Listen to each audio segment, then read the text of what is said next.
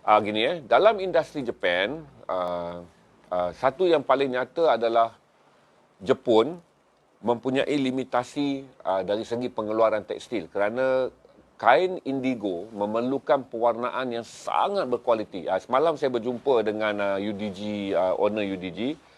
Kami berbual panjang kerana Hitoshi Akamoto, saya nak pergi dan kami berbual panjang mengenai seorang designer Jepun yang sangat terkenal yang menjadi founder kepada The Real McCoy dan The Toy McCoy.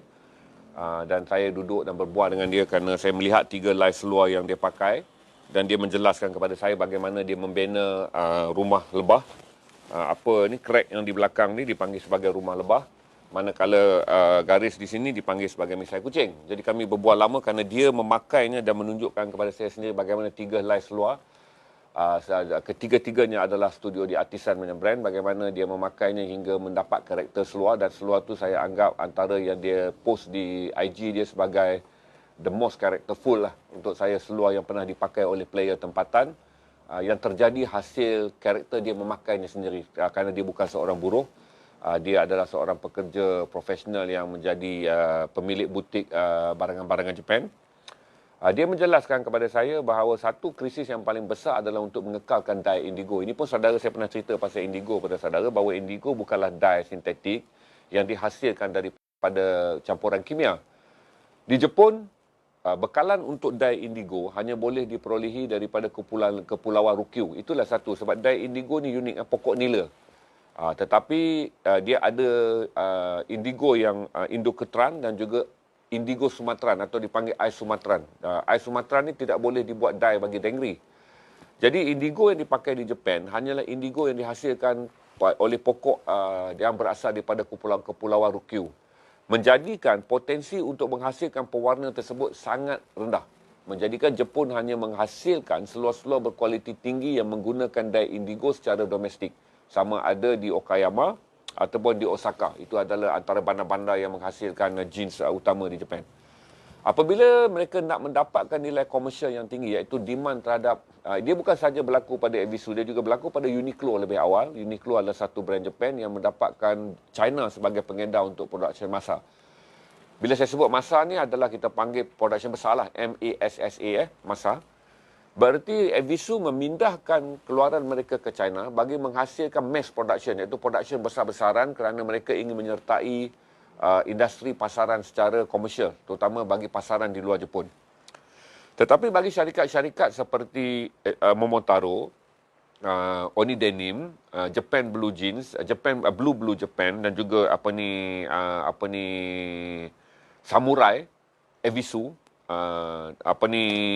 The Flathead, Ironheart, mereka tidak pergi ke production di China kerana mereka ingin mengekalkan keluaran tekstil yang menggunakan dye indigo Japan yang asli.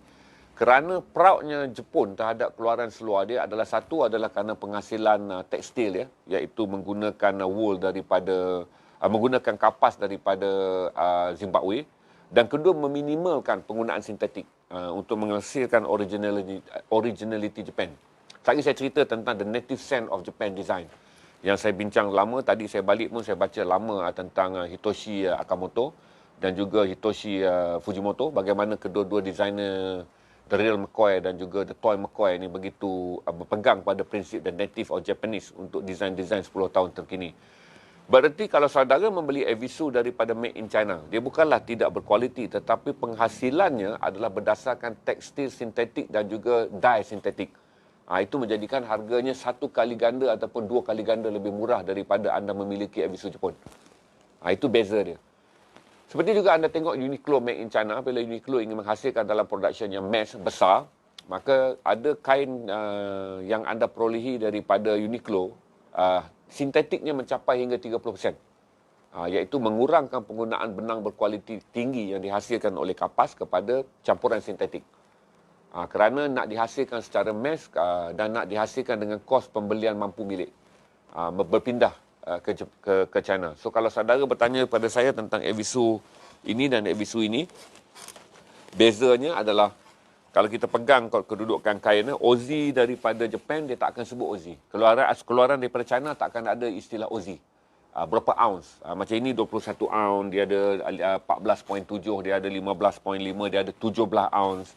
Tetapi di Japan, keluaran China tidak akan menyebut Aussie. Keluaran China adalah design base, macam ni.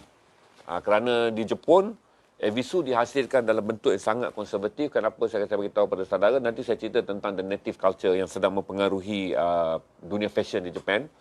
Manakala di China dipanggil the pop cut, di mana design-design yang dihasilkan di China lebih pop. Ini saudara dapat tengok revolution besar yang dihasilkan oleh China apabila Adidas, apabila Nike, apabila Uniqlo berpindah pergi ke China, termasuk juga Doc Martin apabila pindah ke China, bahawa dia boleh. Saya tak pernah berfikir bahawa 144 desain setahun untuk Doc Mart dikeluarkan di China. Sedangkan Doc Mart yang dimiliki oleh British ni, kalau kita tengok, inilah yang kontemporari pun.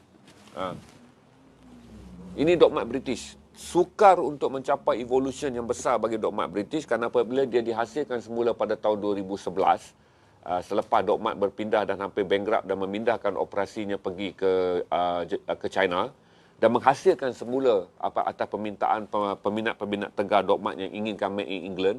Doc Mart tidak menghasilkan design yang evolution dia besar seperti apa yang dihasilkan oleh Doc Mart daripada China. Kerana beza dia, Doc Mart di England masih ingin mengekalkan kualiti ciri-ciri material dia. Kualiti kulitnya, kualiti tapak, kualiti jahitan. Ini menjadikan semua Doc Mart yang berevolution tinggi, yang keluar dengan desain-desain kontemporari bagi market pop, dihasilkan di China. Itu juga yang saya boleh sebut pada saudara mengenai Evisu.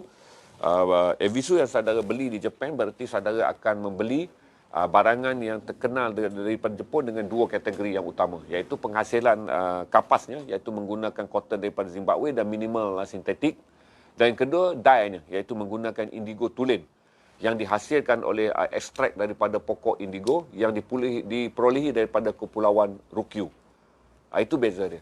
Sebab dye indigo tidak boleh diperolehi di semua tempat. Dye yang sama juga dipanggil ais sumantaran, yang dihasilkan di Kepulauan Sumatera, digunakan dalam industri tekstil alam Melayu sejak ratusan tahun yang lalu. Dye tersebut nipis dan tak boleh dieksport pergi ke Jepun untuk menggunakan bagi mengganti dye indigo. Pohon indigo yang sesuai untuk sistem dye di Jepun hanya dihasilkan di Taiwan dan di Kepulauan Ryukyu. Jepun tak boleh mengimport indigo yang sama yang ditemui di Colombia dan di Peru untuk dibawa masuk kerana kualiti dye daripada pokok indigo di Amerika Selatan tidak mencapai seperti kualiti dye yang diperolehi daripada Kepulauan Ryukyu. Ada lagi soalan yang lain, Jack? Adalah Evisu yang juga untuk market Eropah. Saya cerita pada saudara, dalam industri perkapalan, muatan kain sangat mahal. Ini yang dijadikan istilah kenapa Amerika berpindah dan tidak menghasilkan lagi industri pengeluaran seluar. Kerana tan untuk mengeksport kain, bagi penghasilan kain Jepun, terutama kain yang saya pakai ni 21 Aussie, saudara bayangkanlah timbangannya berapa kali ganda yang dengan kain yang dihasilkan untuk dengri biasa yang menggunakan 11 Aussie.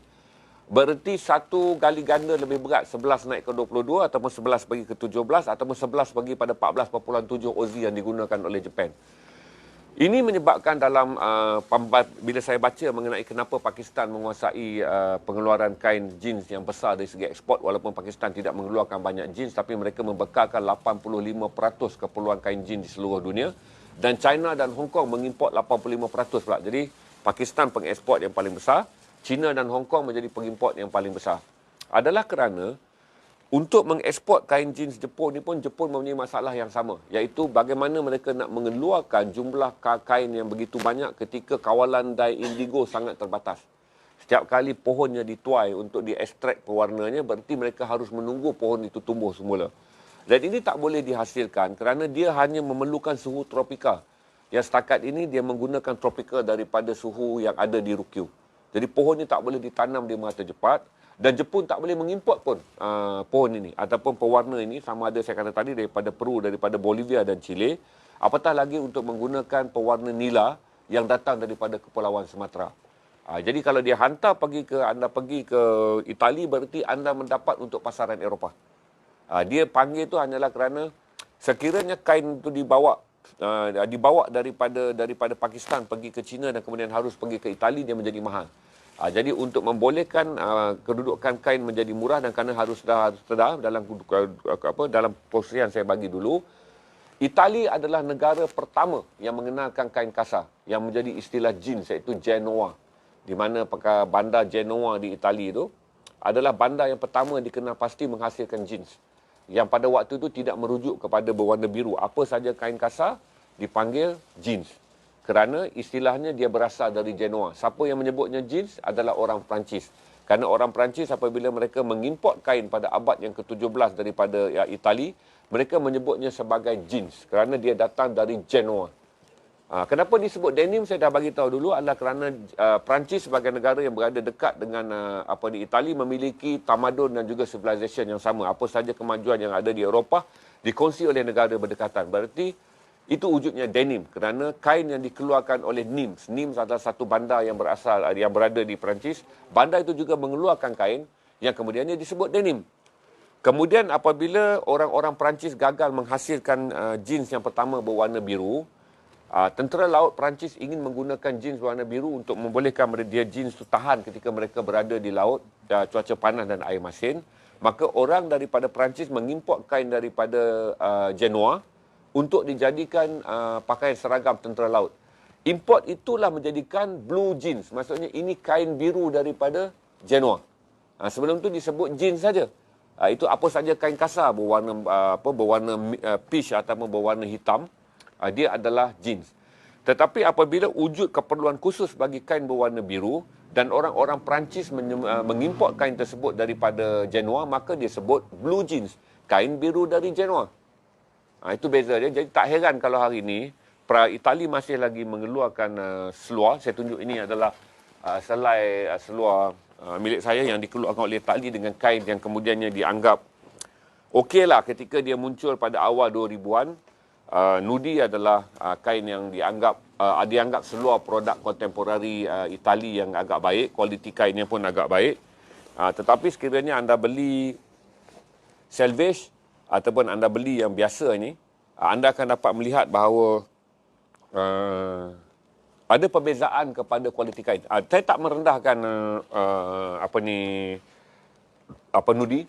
Saya mengumpulkan 11 ataupun 12 line Nudi ini ketika zaman dia mula popular di Malaysia dan saya suka design Nudi ini.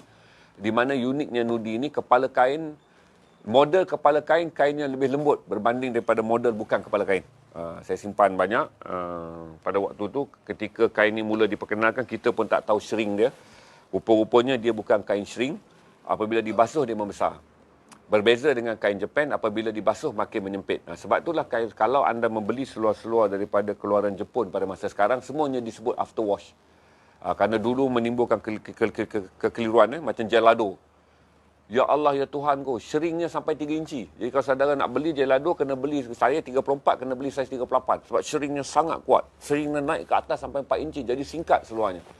Jadi syarikat seperti Samurai, seperti di Artisan telah memperkenalkan model yang dipanggil after wash. Maksudnya kain tersebut telah dibasuh siap-siap, kemudian disaizkan barulah dihantar untuk tujuan jualan.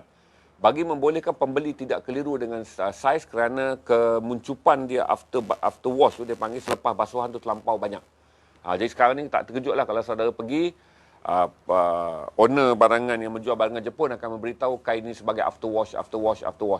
Berarti setelah dibasuh, dan jangan risau bahawa ukurannya akan kekal kerana kain ini telah dibasuh terlebih dahulu sebelum dijahit dan disaizkan. So kalau saudara tanya pada Itali, saya boleh bagi tahulah ini antara kualiti jeans Itali. Jual Ebisu ni semua jual. Nudi ni pun jual. Akan dibuka dengan harga RM800. Pre-love saiz 36. Panjang tak dipotong, dipakai sekali kerana akhirnya saiz ni membesar. Saudara tengok pada tag dia ni, saya memang pecinta Nudi lah. Maksudnya sampai sekarang walaupun saya berpindah kepada jeans Jepun, Nudi tetap di hati. Tapi ini 34 dah jadi 36. Jadi saya terpaksa simpan yang saiz 32. Bayangkanlah saya tak pernah boleh pakai Levi's saiz 32 kecuali Nudi je saya pakai 32 dan 33. Ini adalah sekali je saya basuh, saya simpan lama. Lepas tu kemar bilik saya teringat kata, ini saiz yang dah saya tak boleh pakai sejak saya beli pada tahun 2013 ke 2014. Kerana Nudi after wash membesar. Waktu tu kita beli, kita duk ingat budaya dia sama seperti akan shrink. Rupanya kain shrink ni hanya berlaku dengan kuat adalah bagi shrink Japan lah. Terutama kalau saudara bermain dengan jenama Gelado. Sebab saya memiliki Sunlight Gelado. Nasib baik saya belum buat apa. Tapi shrink kakinya 4 inci, shrink pinggangnya 3 inci. Saya simpan lah untuk dijadikan khazanah kerana dibeli tapi kemudian after wash itu selepas tahun saya pakai. Lepas tahun saya pakai. After wash rupanya masih shrink sampai pinggangnya shrink 2 inci lebih tapi kakinya shrink 4 inci. Tapi sedap. Lepas tu dia jadi sedap. Tapi macam mana? Saiznya telah menjadi begitu kecil. So, apa lagi orang tanya? Tak ada apa? Kita taklah nak berniaga sangat malam ni. Kita nak lelong je kejap. Kita tak akan ambil banyak masa untuk lelong. Saya lebih kata saudara nak bertanya. Boleh lanjut. Lepas tu saya akan pergi kepada macam biasa. Tuan nak dengar cerita jin saya? Okey. Timbul beberapa keliruan mengenai fakta jin. Sebelum saya pergi kepada, saya tak boleh cerita banyak tentang Fujimori, tentang Hitoshi Akimoto dan juga Okama Akimoto kerana saya belum habis lagi membaca tentang profil dua designer Jepun yang sangat. Bila saya baca beberapa artikel tentang mereka, barulah saya tahu bahawa designer-designer di Jepun, pemain-pemain fashion di Jepun adalah the vision generation lah. Bahawa kita pakai mungkin kerana fashion, tapi Jepun pakai adalah kerana impak psikologi, bagaimana design-design tahun 60-an, 70-an, bagaimana dia image ketenteraan menjadi begitu kuat dalam pattern design Jepun. Nanti saya cerita. Kerana setelah bertemu dengan rakan baik saya seorang peniaga barangan new item dan juga vintage Jepun di Bukit Bintang, kami berbual panjang semalam. Dia macam bukan brainwash lah, dia memberi saya view baru untuk melihat jeans Jepun, bukan lagi bercakap tentang Ozi, tentang design, tetapi melihat tentang ledakan kesedaran baru, apa yang dipanggil sebagai the native cut dalam design Jepun. Nanti saya cerita, cuma saya nak cerita balik. Gini, seluar jin yang pertama dipotong pada 1885. Jangan nafikan, sebab banyak orang mempertikaikan persoalan tersebut. Pegang kepada asas sambutan 130 tahun jeans yang diraikan oleh masyarakat dunia di Los Angeles pada 2015 merujuk pada tahun 1885. Iaitu Jacob Davis memotong seluar yang pertama 1885. Okey, ambil Levi's kat saya sekejap. Ada Levi's. Ni saya tunjuk Levi's. Okey, pegang dengan jangan keliru. Ini adalah setiap kali saya bercakap tentang seluar jin, saya akan merujuk kepada 1885. Kerana seluar jin yang pertama, seluar dalam istilah seluar, bukan overall. Sebab tu pesta jeans dia tidak mengiktiraf kepada kewujudan kain jeans. Sebab dia nak buat, kalau nak buat pengiktiraf kain jeans, dia kena raikan balik dah jadi 300 tahun lebih. Kerana jeans, kain jeans dikenalkan pada abad yang ke-17, berarti dalam tahun 16 ribuan. Tetapi mereka memilih festival jeans hanya merujuk kepada ikonik jeans, iaitu seluar. Kita tak mau cerita pasal jaket, tak mau cerita pasal baju-baju jubah zaman lampau. Mereka mengambil kira daripada the ikonik seluar. Seluar jeans yang pertama dipotong pada 1885 oleh Jacob Davis. Okey, 1885 oleh Jacob Davis. Okey. 1850 merujuk pada sejarah Levi's, dia bukanlah seluar. Dia merangkumi overall, merangkumi apa saja. Tetapi saya berpegang kepada prinsip mustahil pengkaji-pengkaji seluar meraikan 130 tahun jeans pada 2015 dengan buta sejarah. Kenapa mereka menyambut pertama kali 130 tahun adalah kerana merujuk kepada sumbangan Jacob Davis dalam memotong seluar yang pertama 1885. Okey. Seluar Levi's, tak salah sebut seluar Levi's yang pertama adalah 1885. Ingat, seluar Levi's yang pertama sejarahnya tak dapat dinafikan. Kerana kontrak pertama diperoleh oleh Levi's adalah pada tahun 1886, iaitu membekalkan 16 helai seluar untuk banduan di San Francisco yang dihukum penjara tetapi diberi kerja berat. Berarti banduan yang masuk penjara San Francisco, selain jadi banduan, mereka harus bekerja. Maka kerajaan San Francisco menempah 16 helai seluar pertama. Itu kontrak pertama yang Levi's perolehi pada tahun 1886. Faktanya masih lagi seluar jeans. Bila mereka mendapat kontrak, mereka terpaksa mempunyai identiti terhadap kontrak mereka. Maka pai diperkenalkan pada tahun 1886. Keluarnya pai Levi's. Okey, keluarnya pai Levi's ni 1886. 501, sebab tu saya kata seluar jeans dan juga 501 berbeza. 501 memang 1890 kerana apabila mereka mendapat kontrak, mereka harus memperkenalkan seluar mereka dari segi pembekalan. Bila dia nak isi form untuk claim kami membekalkan apa, maka 501 ditulis kepada PAI ini pada tahun 1890. Bererti sejarah seluar jeans walaupun mewakili 501 secara logik akal adalah 1885. Cuma perkataan 501 diletakkan sebagai tanda cetak pada 1890. Tetapi dia tidak menafikan bahawa desain ini bermula pada 1885. Berarti kalau kita pusing menceritakan ciri-ciri, bukan tahun kelahiran, kena faham mandat bahasa.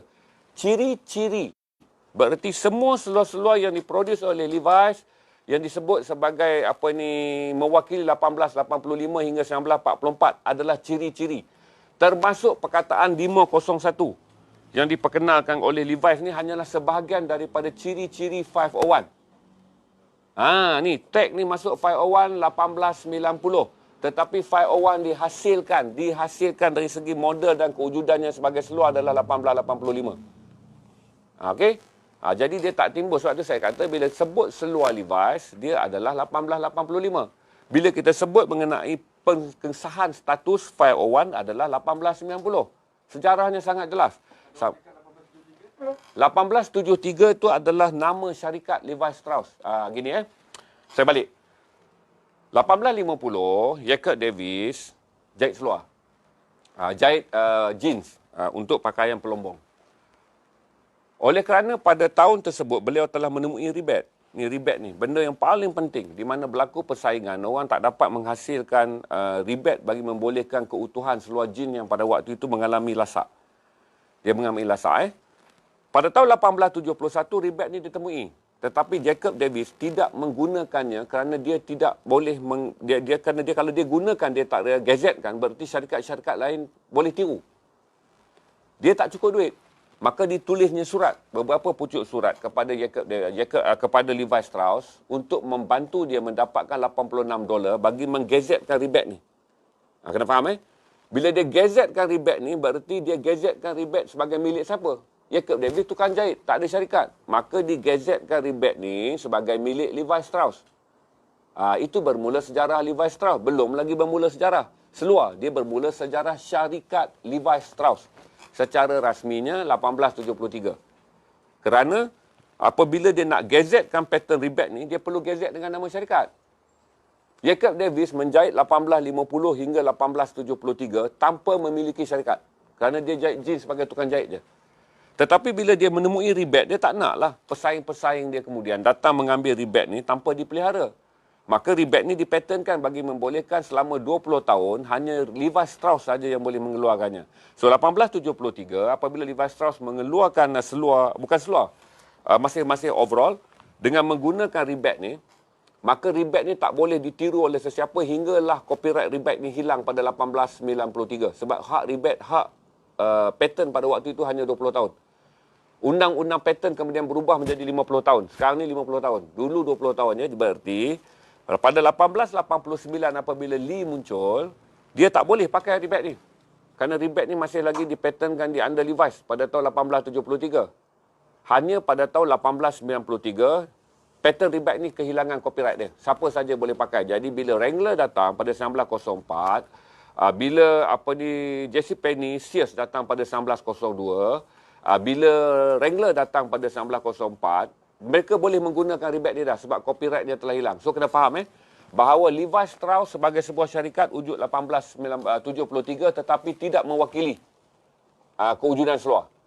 Kerana potongan seluar yang pertama, sebab tu saya katakan apabila dunia meraihkan festival seluar jeans, kita pegang pada itu je. Sebab nak buat satu festival ni bukan mudah di Los Angeles. Dia merangkumi berbagai orang untuk menerima hakikat bahawa festival ni akan diwujudkan dengan nama Festival Seluar Jeans.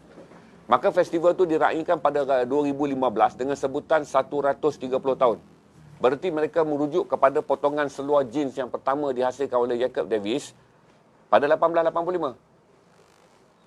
Kenapa dia tak laihkan dengan mewujudkan pada 1873? Kerana dia belum seluar. Overall tu tidak diterima kerana mereka memang kira definition bagi civilization seluar sahaja. dianggap sebagai satu mercutanda ikonik tentang jeans apabila dia beralih menjadi seluar. Jadi ikonik dia tak dikira ketika dia dibuat sebagai bentuk overall. Ikonik dia tak dikira ketika dia dipakai oleh tentera laut Perancis pada abad yang ke-19. Ikonik dia tidak dikira ketika kemunculan dia pertama kali pada abad yang ke-17 di Itali. Okey? Ada soalan lagi? Tu saya jelaskan. 1873 ada tentang syarikat je. Syarikat tu wujud secara rasmi kerana dia nak pegang pattern ribat. 1885 Jacob Davis memotong seluar yang pertama. 1886 Levi's mendapat kontrak daripada Jabatan Penjara San Francisco. Maka dia terpaksa mengeluarkan PAI bagi mengidentifikasikan syarikatnya supaya dia memenuhi syarat kontrak dan juga syarat perniagaan komersial. Okey. 501 hanya diletakkan di sini pada 1890. Jadi tak perlu kita berdebat kata bila kita sebut seluar Levi's kita kena pegang 1890. Sebab sejarah menulis 1890 tu apabila dia nak patternkan potongan, model. Maka dia masuk 1890. Berarti berbalik pada seluar Levi's dia tetap sejarahnya lepas. Saya dah refer semua. Saya hanya akan pegang benda Levi's ni apa dengan Tracy Panek. Yang lain saya bacalah. Tetapi saya akan balik kepada tulisan Tracy Panek kerana dia adalah historian Levi's yang diiktiraf oleh Levi's.